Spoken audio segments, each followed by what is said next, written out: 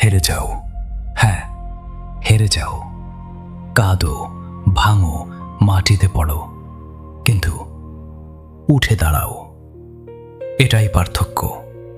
যে হারে আর যে হেরে যায় তাদের মধ্যে পার্থক্য একটাই, একজন উঠে দাঁড়ায় আর একজন পড়ে থাকে। তুমি কোনটা? শোনো, জীবনে পড়ে না যাওয়া সাহসের লক্ষণ না, পড়ে গিয়ে উঠে দাঁড়ানো এটাই আসল সাহস।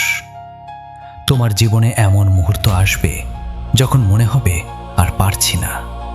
সেই মুহূর্তে একটাই কাজ করো, আরেকটু, শুধু আরেকটু, আরেকটা দিন, আরেকটা চেষ্টা, আরেকটা পদক্ষেপ। কারণ তুমি জানো না, তুমি হয়তো সাফল্যের মাত্র এক পদক্ষেপ দূরে, কিন্তু সেই মুহূর্তে থেমে গেলে কখনো জানতে পারবে না। দুনিয়ার সবচেয়ে অন্ধকার মুহূর্ত ভোরের ঠিক আগে। তুমি যখন সবচেয়ে বেশি ক্লান্ত, তখন তুমি সবচেয়ে কাছে।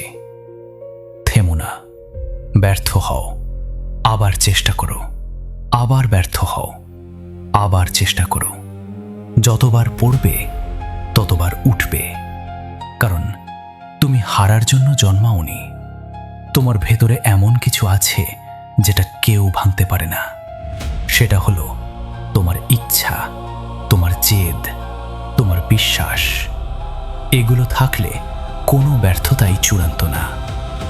শেষ কথা একটাই, যতবার পড়বে ততবার উঠবে, কারণ যে কখনো হাল ছাড়ে না সে কখনো হারে না।